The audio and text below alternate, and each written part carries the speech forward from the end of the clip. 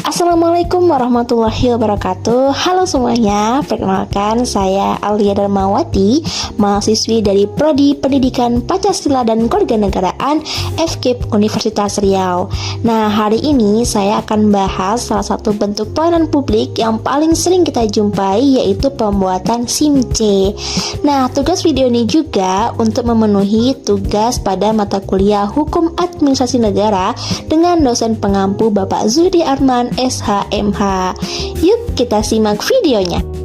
Sebelumnya teman-teman tahu tidak sih apa itu pelayanan publik?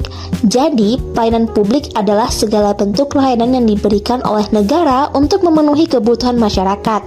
Salah satunya adalah layanan administrasi seperti pembuatan surat izin mengemudi atau SIM. Nah, untuk pembahasan kali ini saya membahas mengenai SIM C. SIM C sendiri adalah surat izin resmi yang diberikan kepada pengendara sepeda motor. Fungsinya sangat penting, yaitu sebagai bukti bahwa kita sudah memenuhi syarat, memahami aturan lalu lintas, dan layak mengendarai sepeda motor di jalan raya. Jadi dipastikan teman-teman harus memiliki SIM C ya ketika sudah memiliki sepeda motor. Adapun dasar hukum kewajiban memiliki SIM C, yang pertama yaitu Undang-Undang Nomor 22 Tahun 2009 tentang Lalu Lintas dan Angkutan Jalan, yaitu pada pasal 77 ayat 1. Setiap orang yang mengemudikan kendaraan bermotor di jalan wajib memiliki surat izin mengemudi sesuai dengan jenis kendaraan yang dikemudikan. Lalu pada pasal 81 ayat 5 yang mengatur usia minimum pemohon SIM. Lalu yang kedua yaitu Peraturan Kepolisian Negara Republik Indonesia Nomor 5 Tahun 2021 tentang penerbitan dan penandaan surat izin mengemudi, yang mengatur persyaratan administrasi, kesehatan, psikologi, ujian teori, dan ujian praktik termasuk untuk SIM C. Lalu yang ketiga yaitu Peraturan Pemerintah Republik Indonesia Nomor 76 Tahun 2020 yang mengatur tarif resmi PNBP pembuatan SIM, yakni menjamin pembayaran yang legal dan tidak dipungut lebih dari tarif yang ditentukan. Dengan dasar hukum tersebut, SIM C menjadi bukti legal bahwa seseorang berwenang mengemudikan sepeda motor di jalan raya. Nah, selanjutnya ada pun syarat atau berkas yang perlu dilengkapi dalam pembuatan SIM C. Yang pertama yaitu syaratnya usia minimal 17 tahun. Untuk dokumen pentingnya yang perlu dilengkapi, yang pertama ada formulir pendaftaran SIM yang dapat diisi secara manual ataupun melalui pendaftaran elektronik. Lalu ada fotokopi EKTP yang masih berlaku, fotokopi sertifikat pendidikan dan pelatihan mengemudi dari lembaga yang terakreditasi, surat keterangan sehat jasmani dan rohani, surat keterangan lulus tes psikologi, dan bukti kepesertaan aktif dalam Jaminan Kesehatan Nasional atau JKN seperti kartu BPJS Kesehatan. Selanjutnya langkah-langkah dalam pembuatan SIM C secara offline. Yang pertama yaitu persiapkan persyaratan dokumen. Yang kedua, datang ke kantor Satpas terdekat atau kantor Satuan Penyelenggara Administrasi SIM. Lalu yang ketiga, ambil dan isi formulir pendaftaran di loket, isi dengan benar dan lengkap. Lalu serahkan kembali beserta dokumen persyaratan. Yang keempat, lakukan tes kesehatan dan psikologi. Beberapa satpas menyediakan fasilitas pemeriksaan kesehatan dan psikologi di lokasi. Lalu yang kelima, ikuti ujian teori. Setelah verifikasi dokumen, biasanya akan diarahkan mengikuti ujian teori.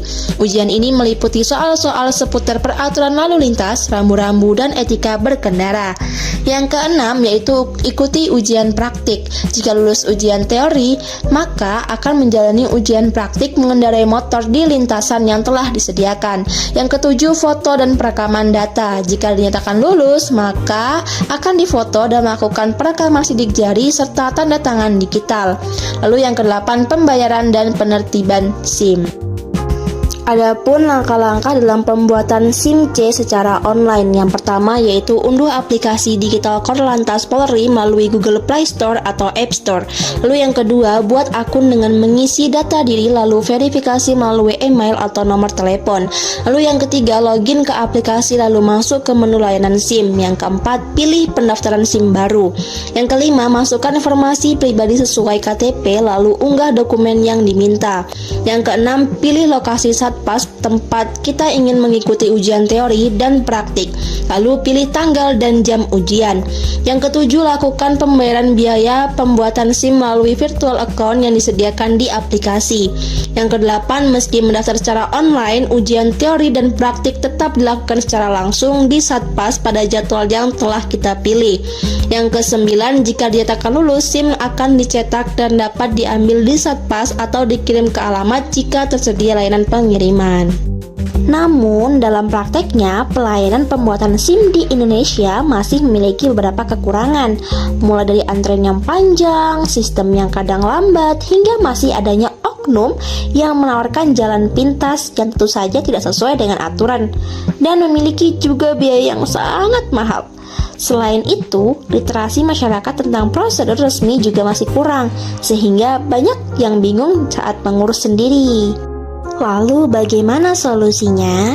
Kita sebagai warga negara bisa mulai dengan mengikuti prosedur resmi, persiapkan berkas dengan baik, dan menghindari calo. Pemerintah pun perlu terus meningkatkan transparansi, perbaiki sistem antrian digital, dan memastikan pelayanan lebih cepat, mudah, dan bebas pungli. Itulah tadi video pembahasan dari saya.